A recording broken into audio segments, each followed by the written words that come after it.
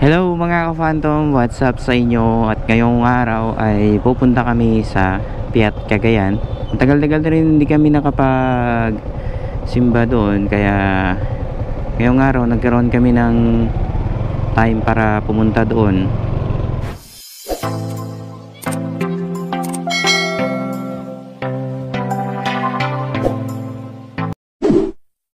So ngayon nandito tayo ngayon sa may Buntun, sa may Shell.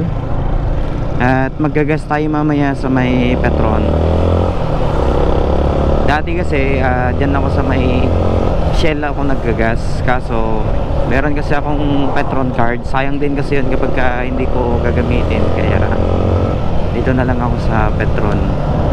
Actually meron ding QR sa mobile app si Shell, kaso nga lang maliit pa kasi yung points ko dun, unlike dito sa Petron na madami na akong points. At magagas muna tayo.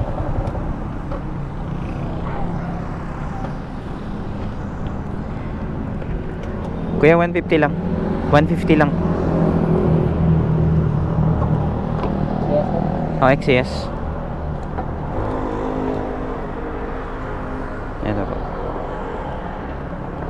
Let's go.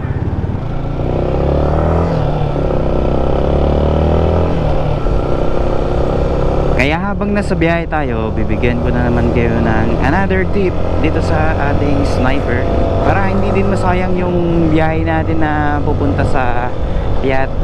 At may pakita ko rin sa inyo yung mga dadaanan natin doon. Kasi 'di ba nakapag-vlog na din tayo nung pumunta tayo noon doon. Actually madami na rin tayong na-i-upload na video since nakuha natin si Phantom at nagpa-bless tayo sa Piat noon. Kaso nga lang yung daan hindi natin na video. Alam nyo ba mga ka-Phantom, kaya lagi ako sa Petron nagpapagas kasi isa sa pinakamagandang gasolinahan kasi sa buong gasolinahan ayan, na-observe ko si Petron, matagal siyang maubos yung aking gasolina sa kanya. Same sila ng Shell, kaso nga lang sa Shell kasi na-observe natin is parang mahina yung hatak ng ating motor kahit yung kanilang V-Power. Pero dito kasi may bagong ano dito Petron. May mga riders, pupunta sila sa Piat yan. Baka makakasabayan natin mamaya yung mga yan.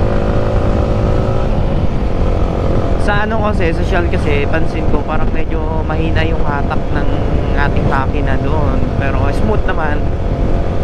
Yun nga lang, mas nasanay kasi ako sa XCS. Ewan ko lang kung pare-parehas tayo ng ng nararamdaman sa pagdadrive pagka gamit nyo yung Shell na V-Power. Simula kasi nung ginamit natin si Phantom, may XCS na talaga ako at nakapag-try din ako paminsan-minsan, kaya ako na-compare, kaya nag-stick na ako dito. Nga pala mga ka-Phantom, sa mga nagtatanong kung effective nga daw ba yung carbon cleaner na ginagamit natin, so far naman yun pa rin naman yung ginagamit natin sa ngayon at bago lang ako naglagay. So yung nilagay pala natin ay naglagay lang tayo ng kalahati. Naglagay tayo ng kalahati dito sa ating sniper, naglagay din tayo ng kalahati sa ating Dust Prime. Kaya napansin ko ngayon sa aking Dust Prime parang tumipid sa gasolina. Pero i-observe ko pa rin kasi syempre dati kasi kapag naggagas ako doon, pinufull tank ko siya, umabot lang ng hanggang 10 days. So ngayon pansin ko sa kanya magta 12 days na, medyo madami-dami pa rin yung laman niya. Kaya hindi ko alam kung effective siya dun sa nilagay natin or talagang tumipid lang talaga. Kasi since nung naglagay tayo, na observe natin na parang tumipid talaga yung ating gasolina sa kanya. Same din dito sa ating sniper, kaya masasabi kong effective. Tapos makikita nyo kapag umaga yung pinaka tambutso natin, pag pagka pinaandar nyo sa umaga, may lumalabas na usok. So ibig sabihin effective talaga.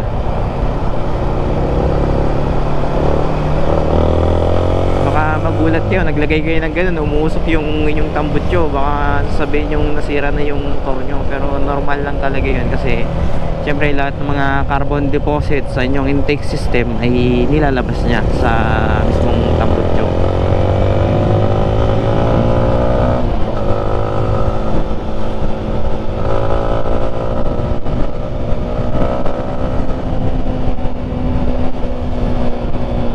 Siguro makukuha lang natin ng 30 to 40 minutes yung biyahe papuntang Piat kasi medyo malapit lang naman. Tsaka maganda yung daanan kapag pupunta ka ng Piat. Uy, delikado to ha. Ayun o. Baka mamaya maka-aksidente yun eh.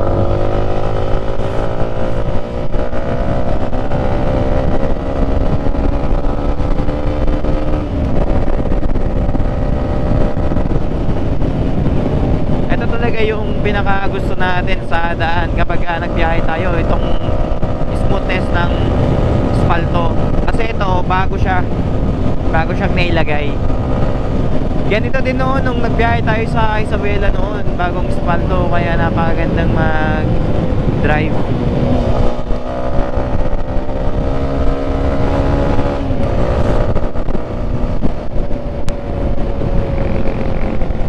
Mamaya madami tayong makakasabayan papuntang Piat.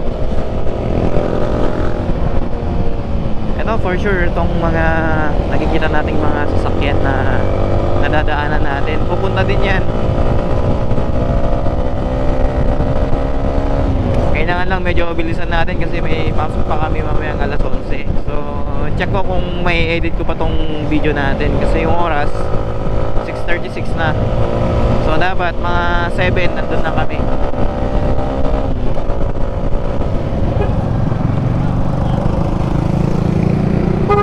Madami tayong mga kasabayan talaga. Tignan nyo mga kapanto mo.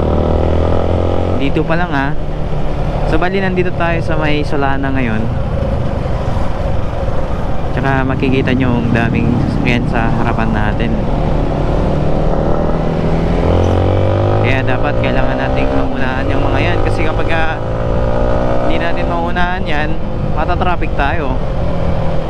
Yan, dapat alerto lang yung mga mata nyo dito kasi may mga biglang tawid na aso dito na banda. Kaya dapat maingat tayo. Pero sanay naman na tayo dito na banda kasi syempre nung NS200 lagi yung ginagamit natin mga ka-phantom, lagi tayong pumupuntan dun sa Piat. Kaya madami kaming memories nun ng aking motor na NS200. So bali magtatatlong taon na rin na wala sa piling ko, kaya namimiss pa rin natin siya hanggang ngayon. Gusto ko nga siyang makita kung ano na yung itsura niya ngayon. Pero malayo daw kasi yung nakabili, nasa Tabuk na daw. At kapag nagkaroon tayo ng free time siguro mga ka-phantom, ay bibisita ko sa Tabuk. Gusto ko kasi makapunta sa view deck ng Tabuk.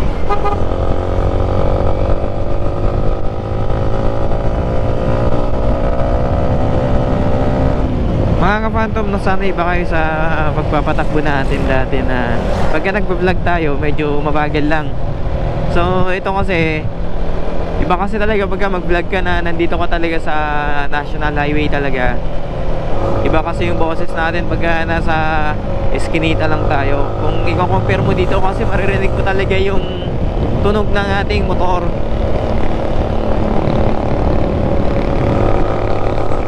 Bawat nadadaanan natin, naririnig natin, di ba?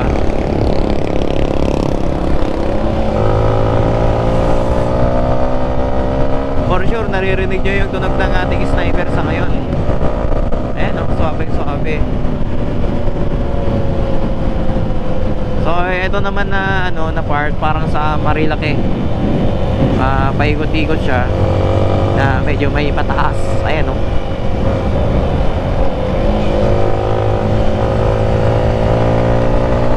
tayo.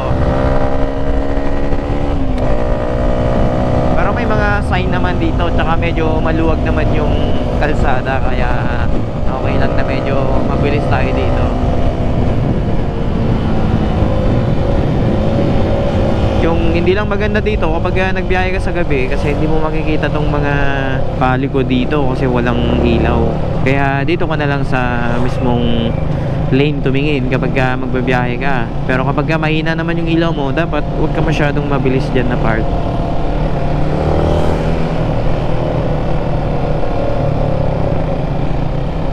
So shoutout nga pala sa mga classmate natin na taga Solana, at dyan yung papuntang Kadaanan. Madami rin tayo naging classmate dyan noon.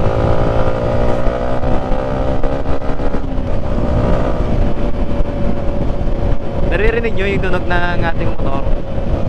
Stock lang to. Bali, pati yung pipe natin wala tayong pinalitan. Masarap lang talagang pakinggan talaga yung kanyang pipe pagka umaarangkada.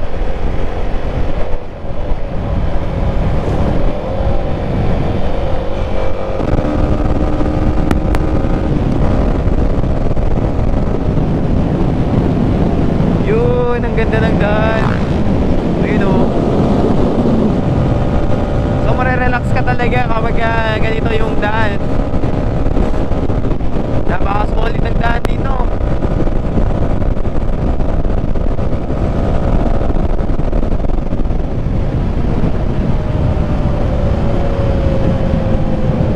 Ito na, nandito na tayo sa Maytulay at one way. Ayan o. Wala tayong signage na nakita dun ah. Muntik tayo dumire-diretso, buti nakita natin na one way. Okay na to. Let's go. So ongoing pala yung road widening nila dito sa Maytulay. Ayan, nire-repair nila.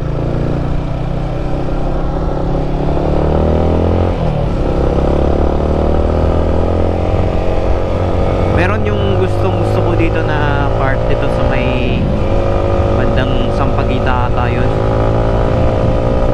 Hindi ko alam kung anong lugar dito sa Solana yung may pinaka straight na daan, pero mamaya madadaanan natin yun.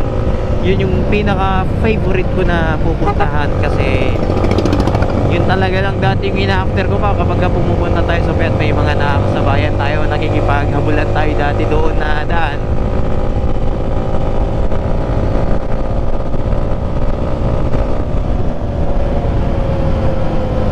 Nandito na tayo sa sinasabi ko. Ito na yun mga ka-phantom. Pero may simbahan din dyan oh. Hindi ko lang kung ay, Sampaguita pala to mga ka-phantom. Ito yung lugar ng Solana na favorite ko.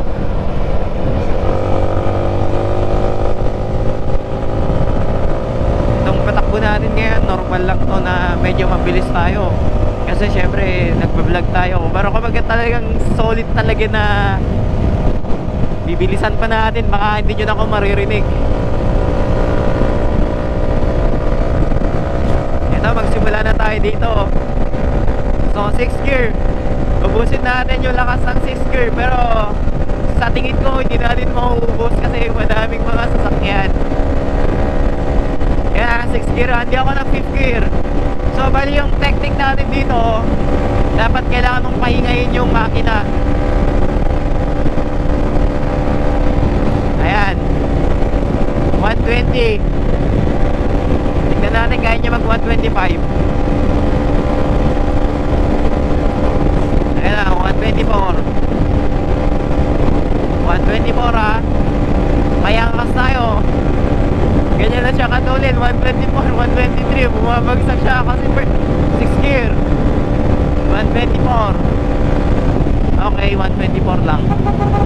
6th gear yun mga ka-phantom. Hindi na tayo nag 5th gear kasi mas makakatipid tayo sa gasolina pag naka 6th gear tayo.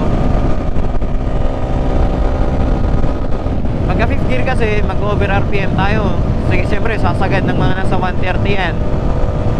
Pero okay na tayo sa 124 since nagbe-vlog lang tayo. At madami na rin naman na akong naipakita sa inyo na video natin na nag 130 plus yung motor natin kahit may angkas tayo. stock sprocket.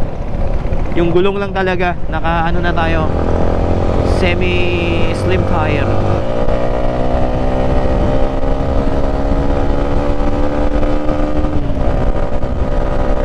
Pahabang video yung video natin ngayon. Basta kapag nasa biyahe tayo, ganito umaba talaga. Tignan nyo mga kapantong, kapag nasa 5th gear tayo, tignan nyo mag-over na tayo, mag-over RPM tayo. Okay. Kailangan kasi natin mag-minor pag pataas na, kasi itong spaldo meron yung biglang pataas siya na ano, na malulubak ka. Kaya kailangan mo mag-minor. Ayan, 650 na. Hindi ko alam kung malapit na ba tayo sa Santa Barbara. Baka medyo malayo pa tayo. Kailangan lang natin medyo bilisan pa ng konti, kasi dapat 7, basta hanggang 7:30 lang talaga yung ano natin, para makabalik din tayo kaagad. Hanggang 7:30 lang talaga yung time natin para maabutan natin yung misa. So nandito na tayo sa may Santa Barbara na to. Ayan, papasok na tayo sa, ito yung papuntang Santo Niño yata to. Santo Niño. Tapos nakalimutan ko na kasi dito.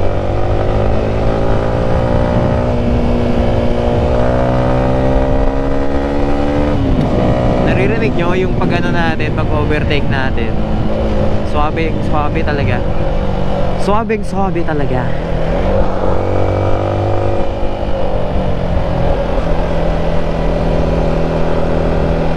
Lalong pinaganda yung daanan dito pagka pupunta kayo ng Piat.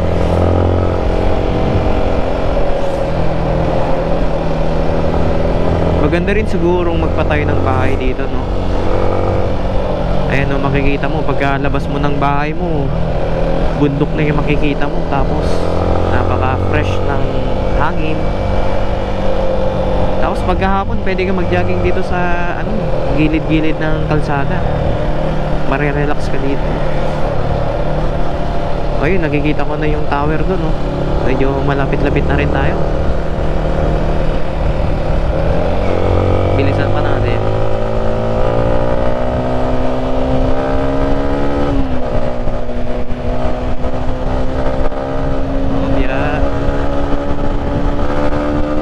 Ipagkamulan tayo sa kotse.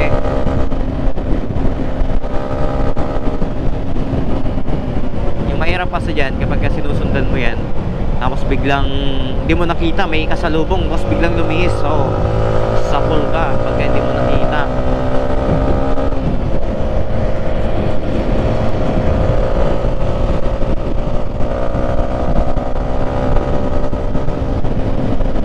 Nakikita ko na yung tower ng simbahan doon sa may Piat. Hanggang nandito ako kasi, pero malayo pa kasi, pero nakikita mo na talaga yung pinaka-tower sa taas. Yun yung palatandaan na malapit ka na. Tapos eto pa yung isa, pagka nandito ka, makikita mo yung taniman dito ng mga tubo. Kaya kapag nakita mo na yan, siguradong malapit ka na. Parang medyo malayo lang kasi dito sa ating camera, kasi syempre naka super view tayo. Lahat ng nakikita natin kahit malapit parang malayo, pero malapit na yan.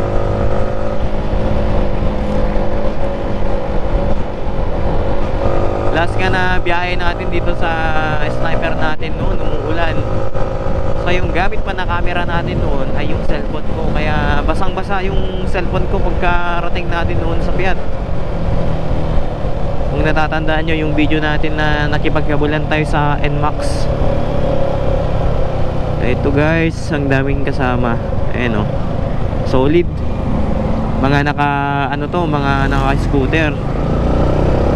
Ayan sila oh. Oh, gwapo yung motor nito oh. Mio Sol. Ayan oh. Mio Sol. Honda Beat. Ano yan? Easy Ride. Mga ka-phantom, ito pala yung sinasabi kong taniman ng tubo. Ngayon, tinamnan na nila ng ano, dyan sa banda dyan, sa pinakataas, makikita pa natin dyan yung mga taniman nila. Ito, taniman dati ito ng tubo eh. So bali guys, malapit na tayo dito sa Piat.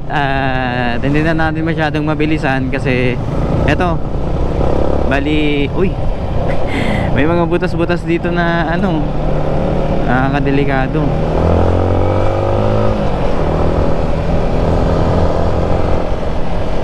Tsaka ito, makikita nyo talaga, madami talagang pumupunta dito. Ito yung sinasabi natin na kapag naabutan mo dito yung traffic, talagang matatraffic ka talaga. Mahirap mong singit-singit yan kasi syempre nakita nyo kanina yung daan doon.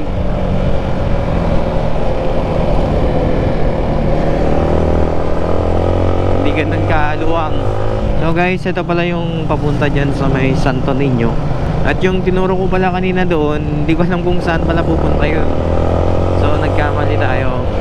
So ito yung poblasyon ng Piat, Cagayan. Makakabalik pa kaya kami ng maaga dito? Ang daming tao. Hindi ko alam kung saan kami magpa-park mamaya. So check natin dito, baka meron tayong pwedeng pakiusapan na pagparkingan natin. So check natin mga ka-Phantom kung meron tayong pagparkingan. Kasi kung wala, edi babalik na kami. At least nakapagbisita kami ngayon dito. Ilagay natin yung motor natin dyan mamaya. Pagbalik natin may gas-gas na. Yung maganda kasi dyan sa parkingan nila, meron silang may mga nakabantay dyan sa parkingan nila, kaya safe na safe lang. Ewan ko ba kung bakit sila nakasabay sa pagbisita natin dito. Eh ngayong araw lang ako nagkaroon ng time. Eto na. Eto na, traffic na.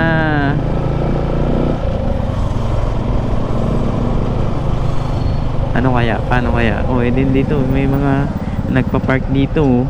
Baka pwede tayo mag-park diyan, pero saan tayo papasok? Try natin dito.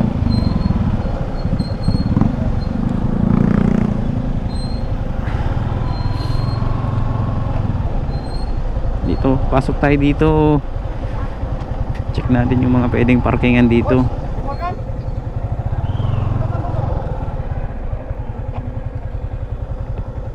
Ijay nga mabalin ni Jay? Ilaw ko dyan motor. Bali 30 pesos lang dito. Sige. Walang problema, boss.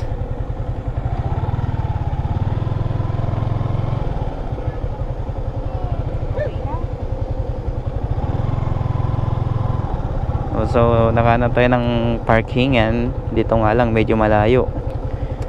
Maglalakad tayo. Eto na, naka-arrive na kami sa may Piat. Sana doon tayo nag-park oh. Binaba natin doon. Tapos yan, so solid oh. Pero mahirapan tayong tumaas dyan. Ayan, dyan na lang. Dito na lang, may kasama siya dyan oh. Ito, yung glossy na black Ray-Ban din oh. Halos pares kami ng setup. Helmet ko, ayan oh, helmet ko. Ano, okay ba tayo dyan? Yung battery natin, okay pa. Okay, let's go. So bali guys, naglalakad kami ngayon at eto yung itsura namin. Alright. So malayo kasi yung pinagparkingan natin, kaya medyo mainit. Ayun, madami tayong nakakasabayan na naglalakad ngayon.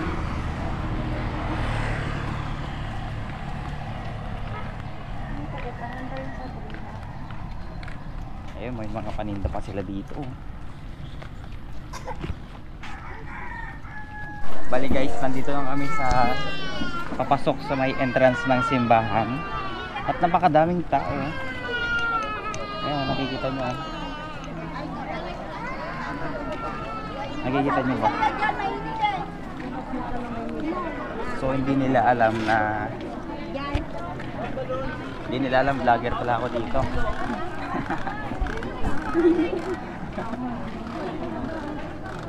So ano, samahan nyo kami at papasok na tayo ngayon sa simbahan. Ang daming tao dito sa paligid. Mag-entrance tayo.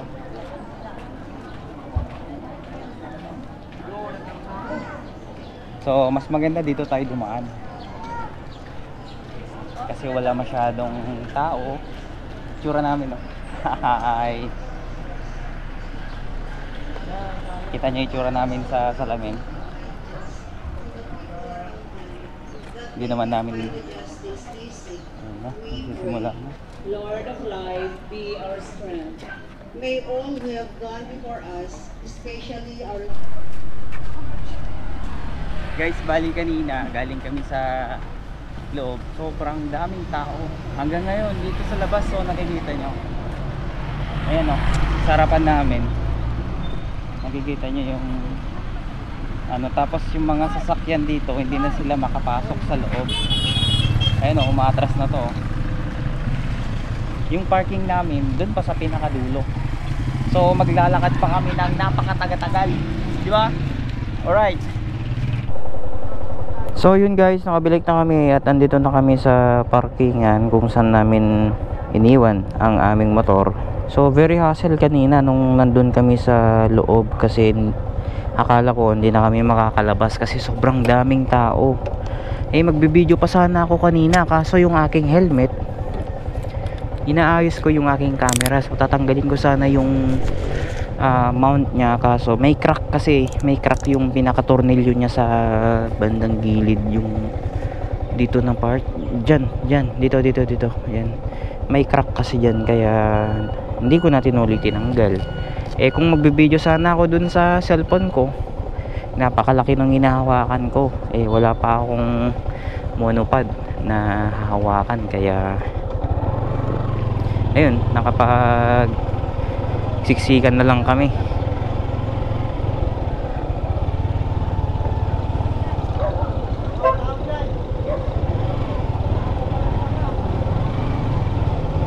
Tanungin natin dito kung pwede tayong mag-counter dito. Ay pwede, nakita tayong dumaan doon eh.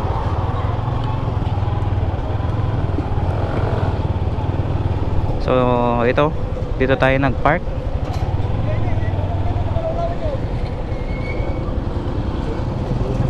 At madami pa rin mga pumupunta oh. Anong oras na? So mag-iisang oras din kami na nag-stay sa simbahan.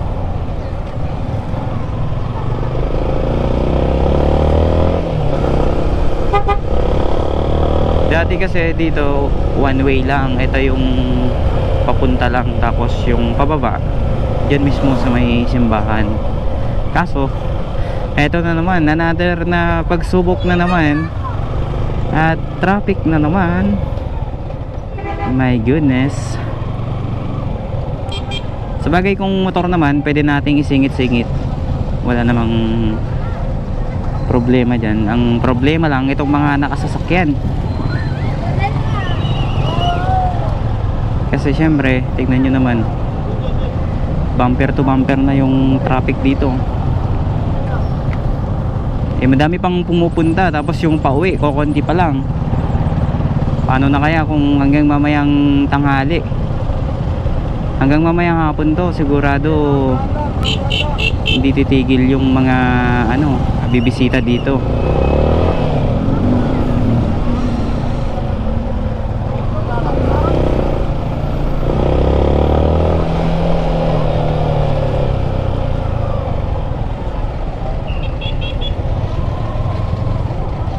Kung nakasasakyan ka na pupunta dito, siguro abutan ka ng alas 9 kasi 8:30 na eh.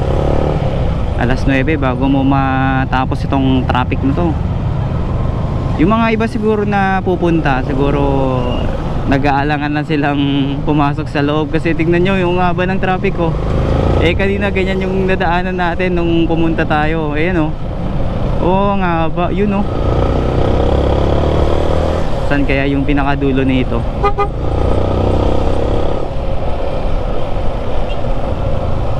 Yan, ang haba ng pila. Okay lang sa mga nakasasakyan kasi syempre lalong lalo na kapag naka-aircon, satisfied na satisfied sila sa loob ng sasakyan nila. Pero yung mga nakamotor, kung na-traffic sila, tutulo at tutulo yung mantika sa katawan nila. kanina nung nasa loob kami ng simbahan pagkatapos ng homily, tapos offering, ayan, pagkatapos ng offering, kumunyon na. At nung nagkumunyon, sobrang siksikan talaga yung mga tao. Tapos ayun, may hawak akong helmet.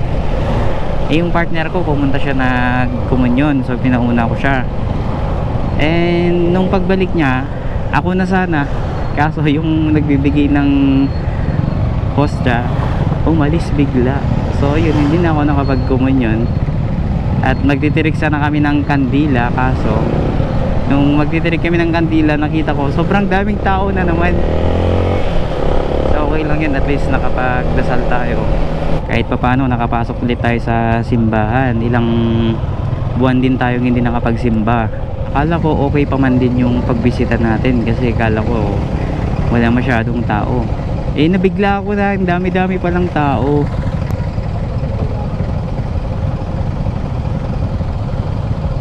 Bakit kaya ang traffic? Tapitan natin.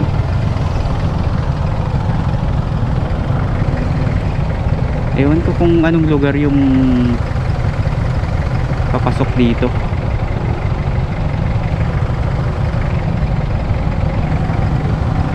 Madaming mga sasakyan. Siguro ano to, isa din sa shortcut siguro na pupunta to sa simbahan. Grabe, grabe. Traffic. Sobrang traffic. Hindi na sila nagpapapasok dito.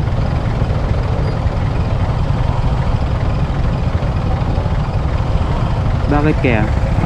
Iikot na siguro dun kasi sobrang traffic na dun, hindi na kaya eh. Doon na sila pinapapasok kasi wala na, hindi na talaga kaya dun.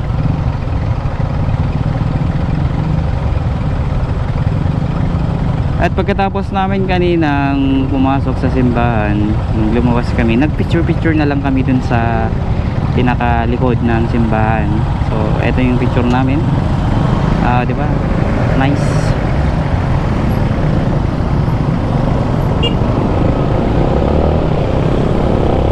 So, dapat tayo makauna para hindi na tayo matraffic.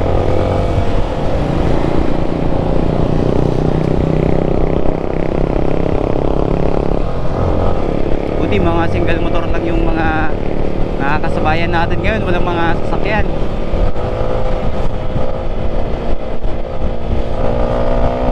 Mahaba tong video natin, siguro mahirapan ako mag-edit dito.